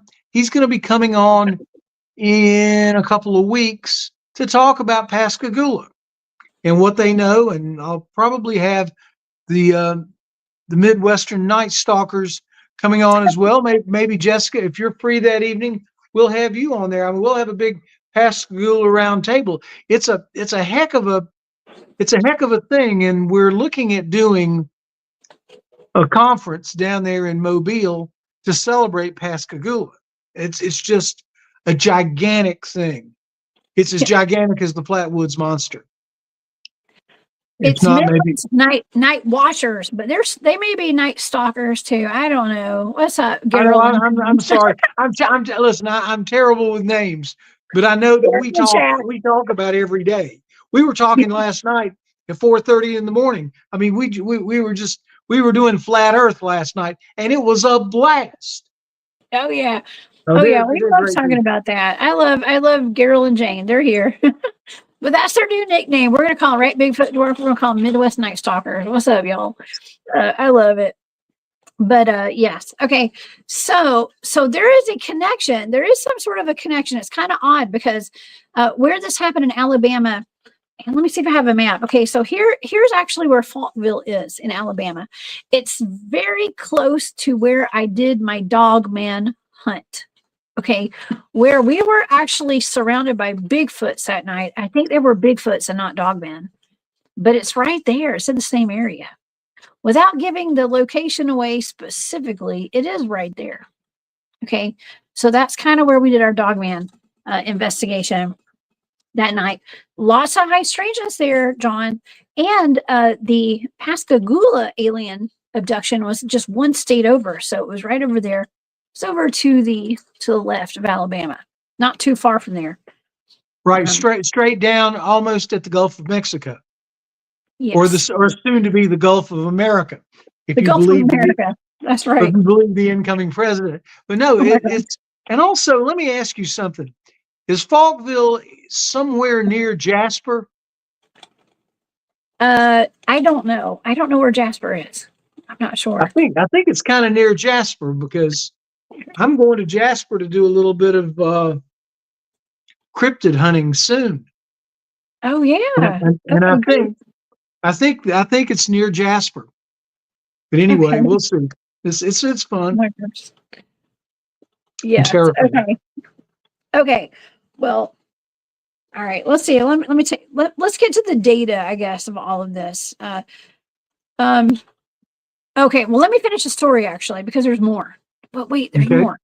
Okay. So it didn't take long for this police chief to know that there was something really wrong with this thing, and so he panicked a little bit. He tried not to panic, and he picked up his Polaroid camera.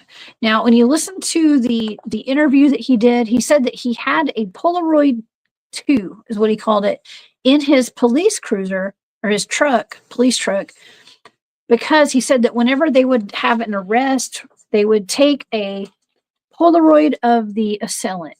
Okay, whoever it was that they had, like they had it in there just to have. I mean, it's kind of smart.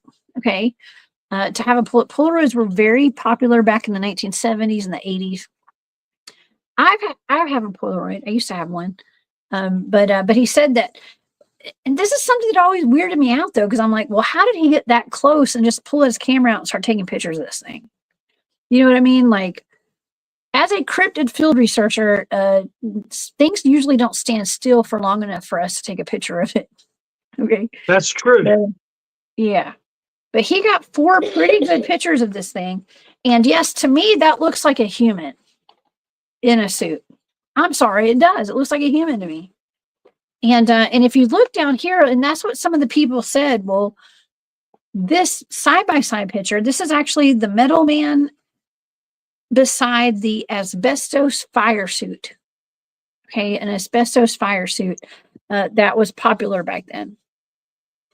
Okay, so but this is, like I said, this is an artist rendition of it, and I wanted to show these too. This is interesting because these are the pictures or the negatives of the Metal Man pictures right here too. And they say that in at least one of these pictures that he took, some claim that there is a UFO in the background.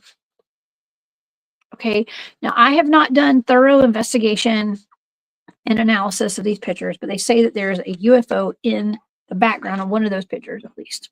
Okay, so he realized that he wasn't dealing with something that was of this world, and it was beyond his experience. So he, with his police training and his gut feeling, he was like, all right, so he took these 4 photographs.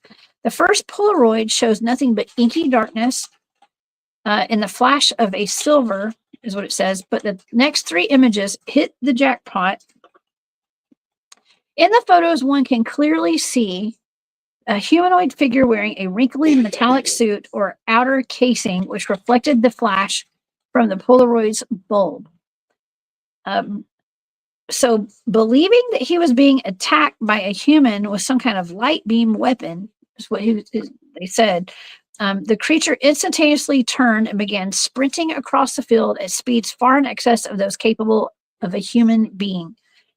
Greenhall noted that it seemed to be heading in the general direction of Laken, which is about 3 miles away from Falkville. The chief reacted swiftly, darted back to his truck, and took off in hot pursuit of the Metal Man. Now, I got to say, in this interview that I did post in the chat tonight before the show started, there's an interview. He said that, well, the guy interviewed was like, well, what did you plan to do when you got in that car? And he was like, well, I was going to chase it down and run it over. That's what he said.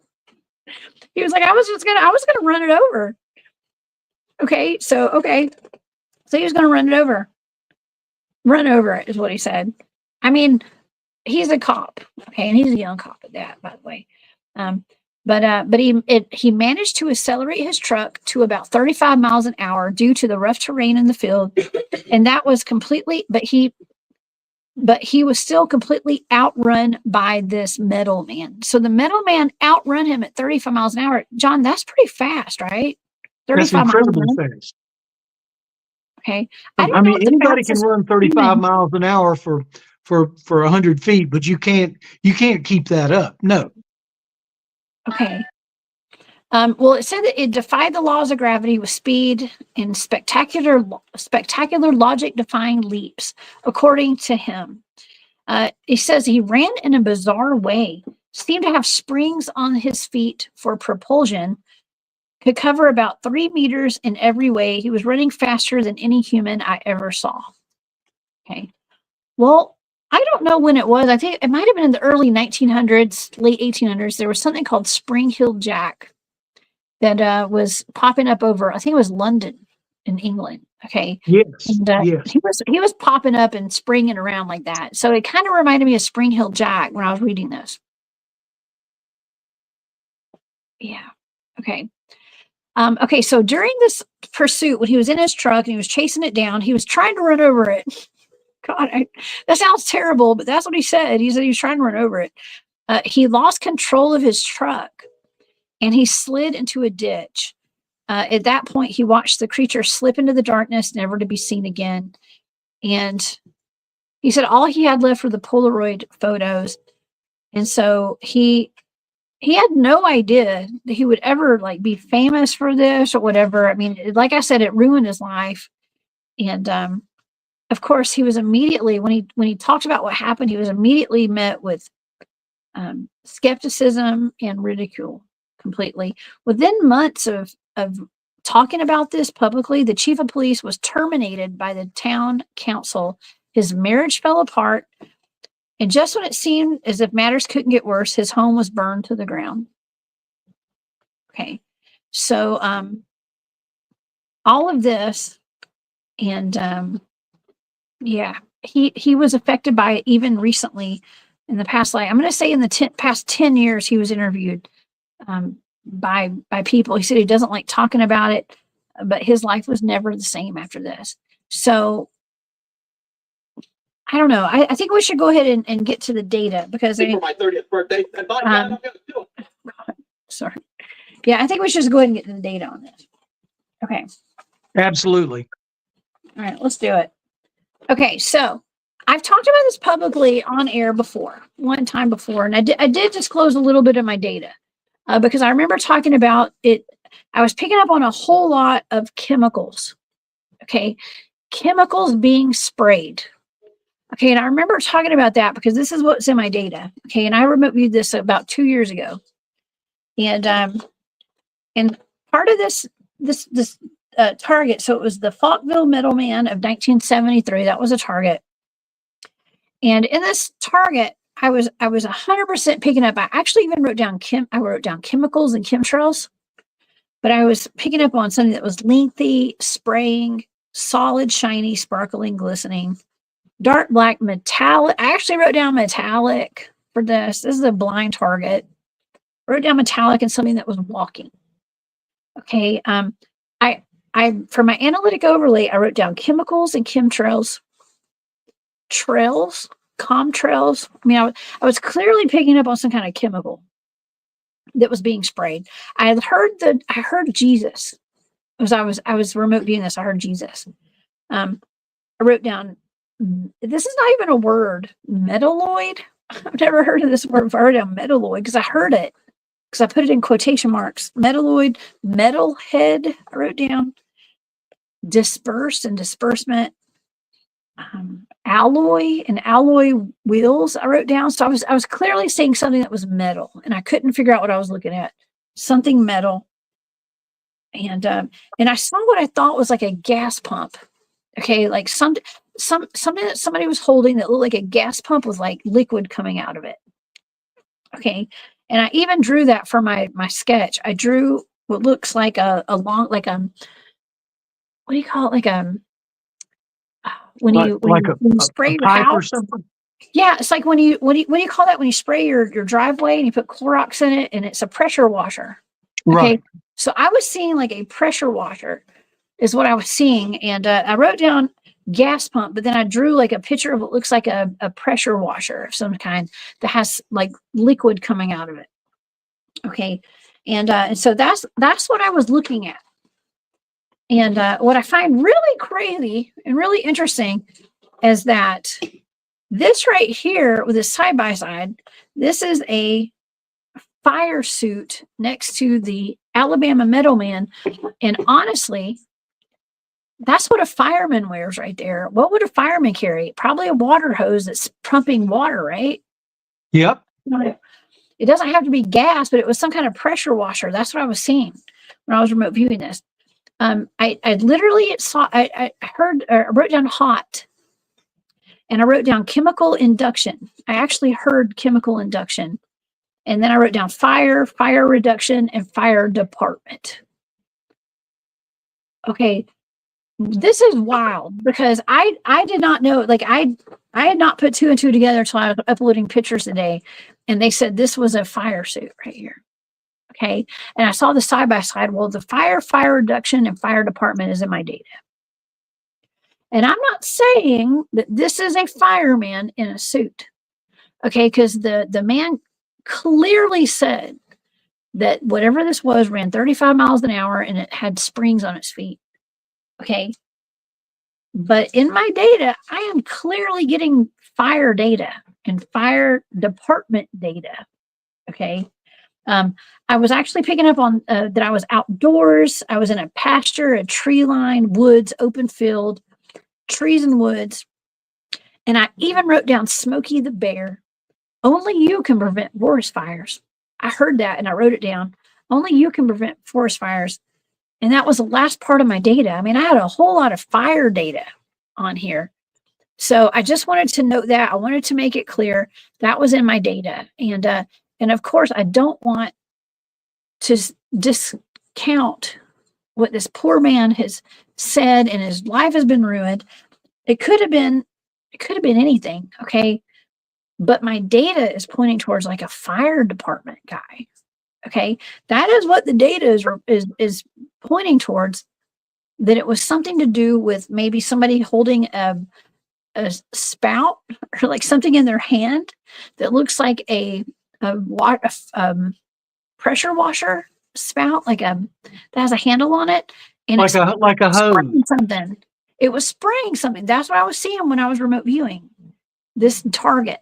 Okay, so it just makes more sense when you start seeing these pictures and people are comparing it to these fireman suits, and that's kind of what's in my data. I don't know, John. Area 51 says, cheers to Jessica and Dr. John in the chat. This round is on me. Thank you, Juan. You're the one and only. I appreciate you. But John, what do you think about that? Do you think this could have been an actual fireman or something, or someone that was spraying chemicals maybe in the woods? Like, what do you think? Do you think this was an actual? Okay. I guess my question is, was there ever any post-investigation by any by the authorities or anything, because it would be very interesting to see if there were any chemicals out there, or did he sense any type of smell that would be associated with a chemical. That would be those would be things that I would want to know. Yeah. Um, Yes, I, let's you go know, through it. That's a good question. Okay. So let me just kind of finish the notes here that I've got. Okay. And I think it'll cover it. Some because ufologists were called in, right? Like people that studied like aliens and UFOs and stuff. And it said some ufologists believe that the Metal Man was a robotic scout for what may have been an extraterrestrial landing craft. See, because we've got to remember there was a UFO involved, and there might have been a UFO in one of these pictures right here. Okay, they claim there was a UFO in one of these pictures. Not saying it's definitely a UFO. I don't see it, but some people have analyzed it and said there is one. And some people claim, like skeptics maintain that this was all a hoax perpetrated by Greenhall and an accomplice, but I don't believe that personally. I don't think it was a hoax. His life went down the drain after this happened. And I don't think it was that. Some think that it was just a person in a suit, a fire suit, and it was used to create, maybe just to scare him. Maybe it was just a big hoax to scare him, and the joke was on him. Okay, maybe it was that. But the images that he snapped were collected and sent for analysis by Walt Andrews, a director for MUFON. The conclusion drawn by the analysis was that the encounter was most likely a fabrication. Inspired by the furor, I can't say that word, surrounding the recent Pascagoula case. That was their analysis, John. well, So, here's what I'll say. If his wife had a meltdown, I think if this had been fake, he would have let her know that, and that might have solved the meltdown problem. So, doesn't make sense that it would be a hoax. Now, yeah. when did MUFON get involved? Was this, much after, or was it right after? It was shortly after. I don't have a date, but I think from the way I read it, it seemed like it was shortly after. Okay, it was within the year. Let's just put it like within the year.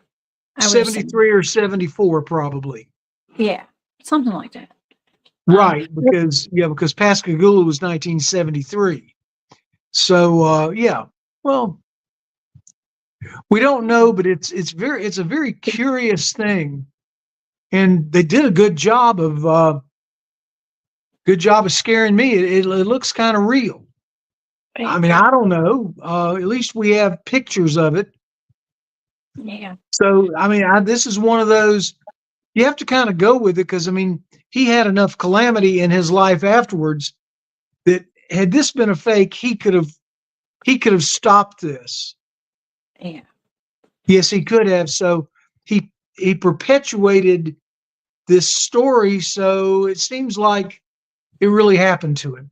And I mean, I'll say that Patrick Akins, who is responsible for the Elkins Creek book about the Elkins Creek Bigfoot sighting, he had similar kind of behavior. It's kind of like he had a collapse too, and he could have stopped this whole thing. And then quite a bit after the fact, he wrote the book, and he was able to get some financial rewards from it. But it seems like if bad luck continues, it might be real. That's what I think. Because if it's a fake, you can stop it.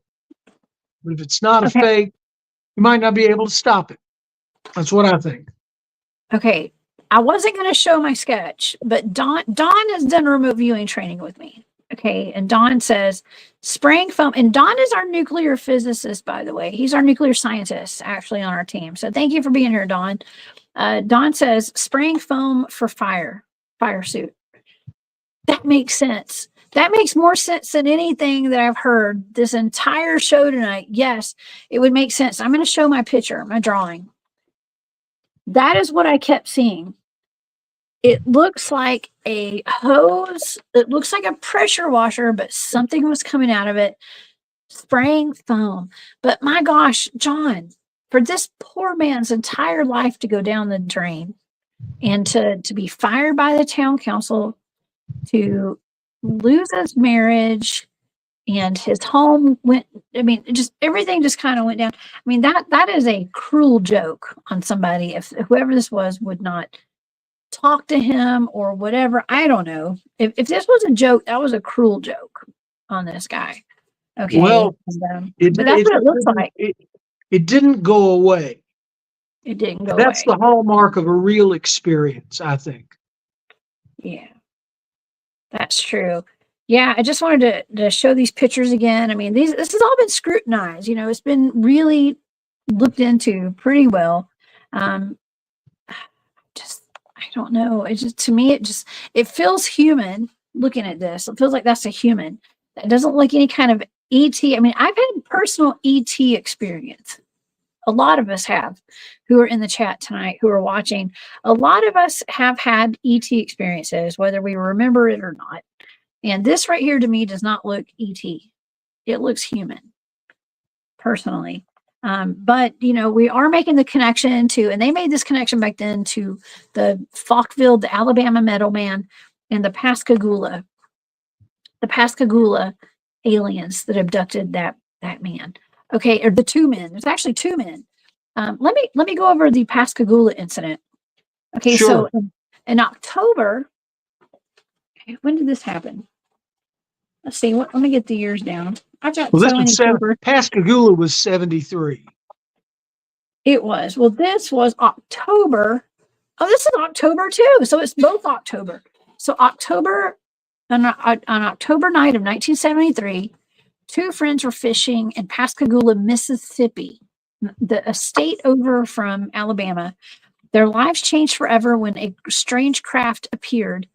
Calvin Parker and Charles Hickson were friends and worked together. They went on a fishing trip to go fishing after work. They were relaxing and fishing when a UFO approached.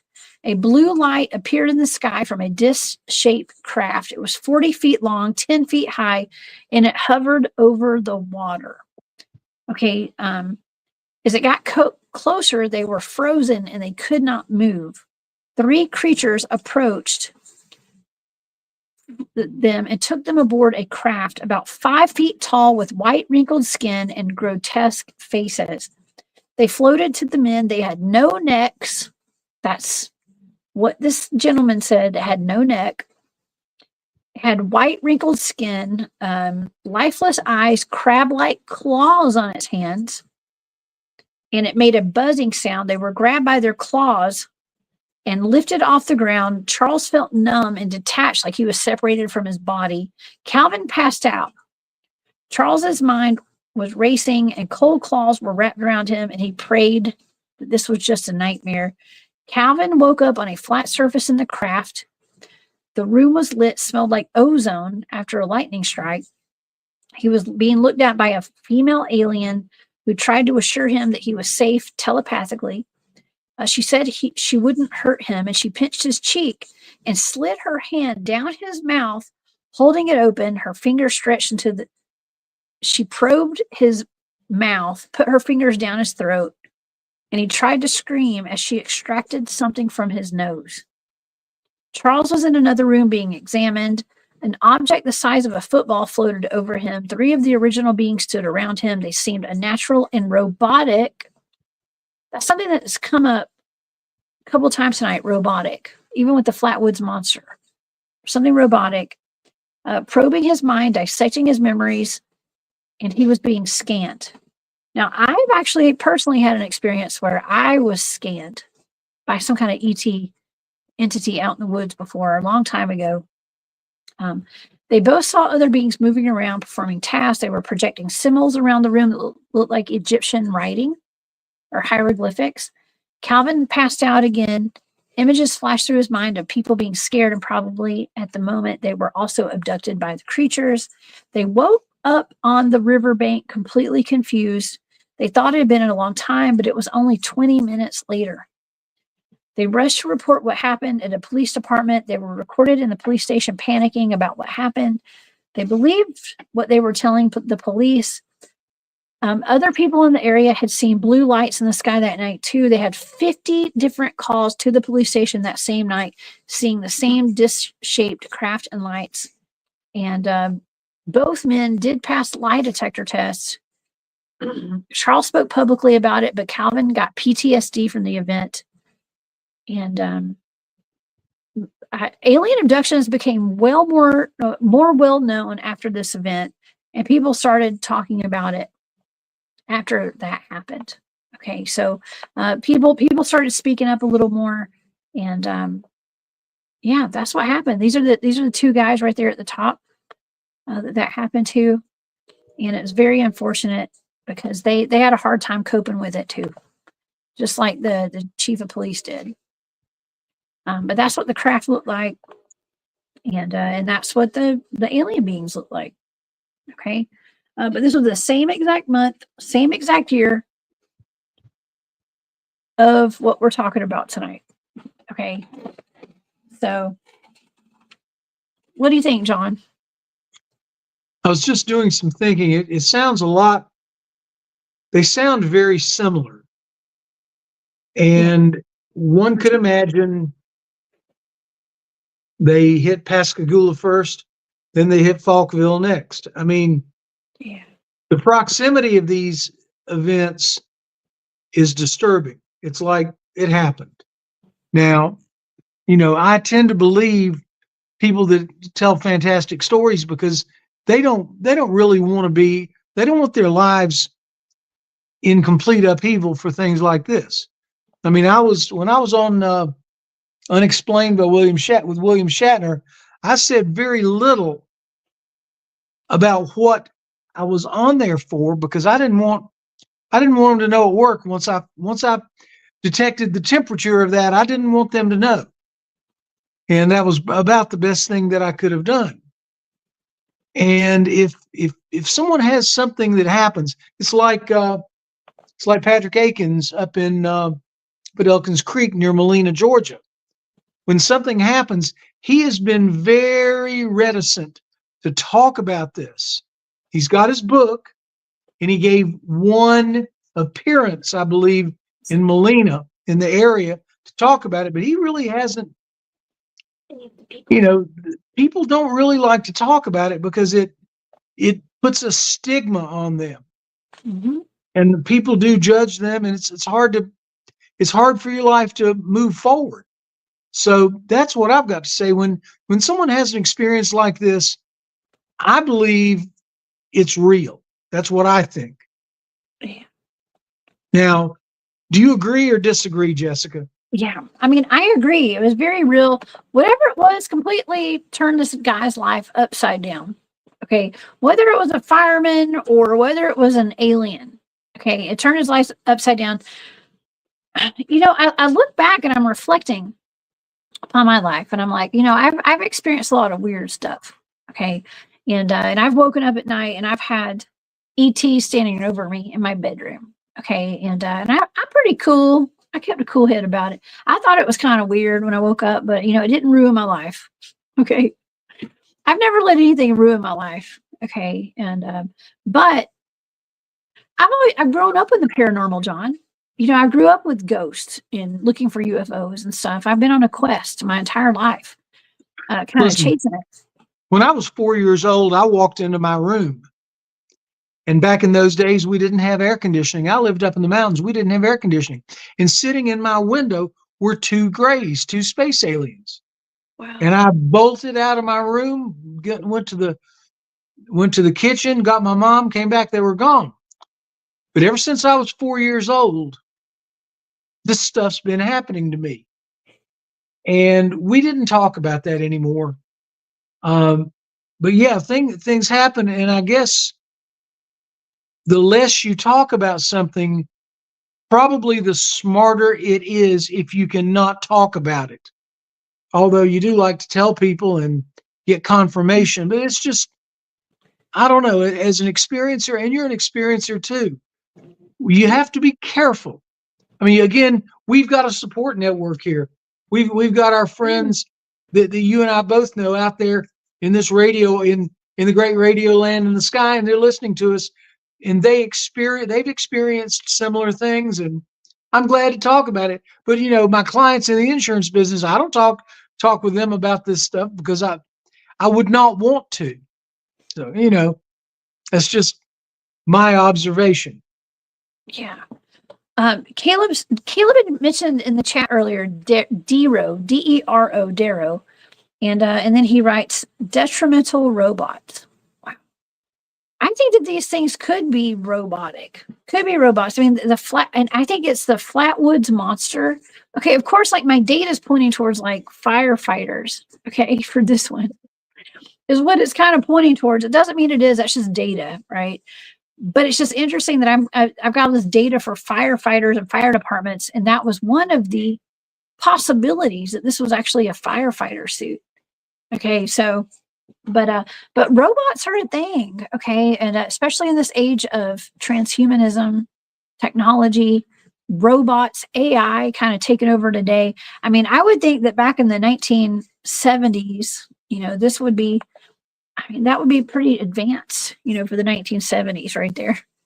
Okay, like as far as robotics go. I mean, I think about being in college and studying what we called computer science, and that was just simply writing little loops that did things.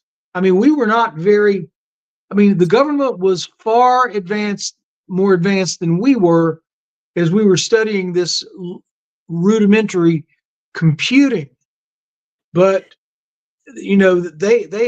we've gotten to quantum computing, which is just unbelievable what you can do with the power of it. But we haven't had all. If you think about it, all this can be traced back to 1948 and Roswell,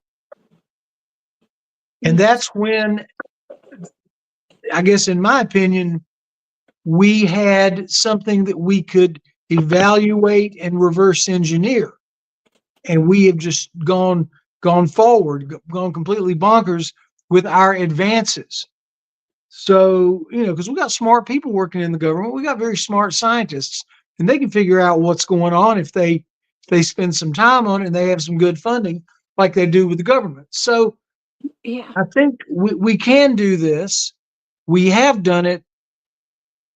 I would have been scared to have been around when that happened. I'll tell you that. For sure. Yes. Joe Monk has an interesting point. What's up, Joe? He says, Jessica, Charles Hickson was on To Tell the Truth, an old game show. Oh my God. Do you know that game show, John? Absolutely, I do.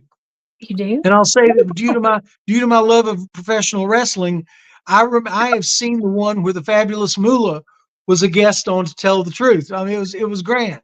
But no, they had people on there, and I have not seen the one where Charles was on. I would love to see it. If anyone has it, please send it to Jessica. And Jessica, you've got to send it to me. I would love to see that one. That would be worth showing on your show, I believe. It would. Oh my gosh, yes. That totally would. I'm not familiar with that. That may have been a little before my time there, but how cool is that? These are things that I watch YouTube a lot, and I see these old reruns. So yeah, I'm gonna make the call. Everybody listening to Jessica's show, if you can find the Pascagoula incident on To Tell the Truth, please send it to Jessica so that we can watch it and talk about it. Please. Yes, y'all send it over for sure. I would love that. Joe also says Michael J. Fox wore a radiation suit when he went back to the future. Wow, that's a good point. I often talk about the radiation that we encounter out in the field. Don and David Pardue are in the chat. Those are some of my teammates. They know all about it. And a lot of times when we have paranormal activity, or there's even the portal incident, whatever it is, we use our Geiger meters, our Geiger counters. It measures radiation, and there's a lot of times there is a spike in radiation that goes along with supernatural or paranormal events out there. So it would, if for time travelers or whatever, I mean, you probably do have to wear a radiation suit. I mean, it might kind of look like that. I don't know. Could be. I'm not saying the Alabama Metal Man is a time traveler or anything, but You don't know. I mean, according to my data, it had something to do with fire, but I don't know. Or it might have just in general been his look. Could have been his That you, look. That's right. yeah, That's his right. look. You might have gotten that not confused, but you might have seen his look, and your mind said, "Oh, it looks like a firefighter or something." Yeah. So, Yeah, it could have been. Could have been we don't because know. it's all up for interpretation. It's just remote viewing data, and that's the beauty of this show. I love it. It's I just have the data. These are blind targets. I get the data, and we can just talk about it. Okay, we can just talk about it, and it makes for a good time. It makes for a really fun time on a Thursday night. Okay, so uh, So it I think does. it's great. I think it's great. I've had a really good time tonight. I mean, that's pretty much all of my data. That's my data in a nutshell, right there, for both of these targets. Really, really interesting food for thought, as our friend Barry says quite often. And yeah, I think we've connected some dots as well with the Pascagoula abductions and the Alabama Metal Man potentially, and maybe even the Flatwoods Monster might have some connections as well, John. Right. You just never know, but you have to keep searching for connections and see where they make sense. You You do. really do. You do. You do. Well, I'm not saying I ever make sense. Okay. I mean, I never make sense. But like I said, we're having fun. And yeah, and we're just connecting dots here. And Jessica, I'm going to disagree. You make a lot of sense. You come okay. up with a lot of good comparisons, a lot of good contrasts. They're very well thought out. That's why I enjoy when we get to talk about these things. It's fun. It is. It is so fun. It is so fun. And I'm so glad that you came on with me tonight and we could talk about this together. Uh, Thank you. I really appreciate you having me. It's always a pleasure to be on here. And I'll have you on my show, Scary Cast, and we'll be doing some fun things on there. So look, thank you very much for being here, and thank you to everybody that listened. And I've got several messages from some of your audience members. I can't wait to check them out when our show's over. Well, absolutely. And John, tell everybody where they could find you tonight. And on your you got your YouTube channel, you got Scary Cast, you got all your conferences. Tell the audience about it. The best thing to do, because I've got to be this weekend, I've got to update scarycast.com to have all the conferences and everything. So give me the weekend to do that and go to scarycast.com. It'll have a whole new look. Lots of things. It's, there's only one of me sometimes, but yeah, I will try to have all of that done by Sunday so that everybody can watch and see what's going on. And we'll have some more coming up because I've got a number of shows scheduled in my calendar book, and I'll put those up. And we're going to have, of course, you and Elijah Henderson together on a show. I know, and I'll be calling him probably tomorrow and letting him know I promised everybody. So we will let everyone know about that. We've got conferences coming up. We've got the North Georgia UFO conference. We've got the Georgia Bigfoot conference coming up. We've got Molina coming up in April, and in May we've got the Myrtle Beast Bigfoot here in Myrtle Beach, South Carolina. So bringing everybody to my hometown. There's that. And Jessica, again, thank you. It's always a pleasure and an honor being on your show. Thank you. You know, all my uncles that live in Myrtle Beach were here this week, and so I need to get all the info down for that because they may come to that and coming out. They like to joke around with me about being a Bigfooter. Okay, so they get to they can come see me do a presentation. Maybe we'll make them believers.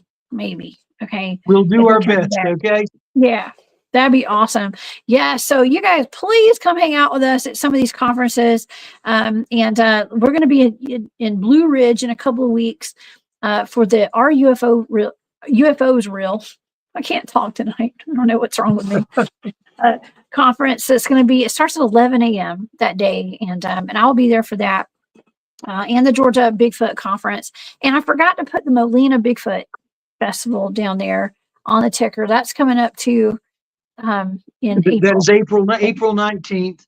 And in fact, I've got to call them down there at City Hall and tell them some of the planning things that I've been doing and let them know what's going on because I've got to take some posters down there pretty soon so that we can get those up in all through Pike County. And I got to go visit some friends that I've made down there. It's just a lot of fun to go down to Molina, Georgia.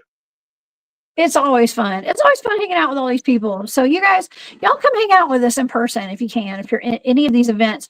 And you guys, please don't forget to come see me this weekend at the East Alabama Bigfoot Town Hall down in Opelika, Alabama. Okay. And speaking of which, I got to get my presentation together. I got to send it over tonight or in the morning to those guys so they can have it ready to go when I get there on Saturday. So yeah, this has been great. I hope everybody learned a little something tonight. And if you guys would like to get access to all of my remote viewing data, it's on my Patreon. Just go to the Cryptid Huntress over on Patreon. All right. All right, everybody. Thank you guys so much for being here. Have a wonderful night. You guys, please come back and see me on Saturday night after my East Alabama Bigfoot Town Hall. I'll give you guys an update on that. And we'll have a show Saturday night at 10 p.m. Eastern. Okay, so y'all come back and see me then. Until then, y'all please be safe. We are living in crazy times. And keep your head on a swivel, y'all. Stay safe out there. John, thank you again for being here tonight. You're welcome. Awesome. And come back and hang out with me again soon, okay? I will. Thank you. Okay, awesome. All right, y'all. Have a wonderful night. I hope you learned a little something about the Flatwoods Monster tonight and the Alabama Metal Man. All right, everybody. Have a great night. I will see you guys on Saturday. Bye. I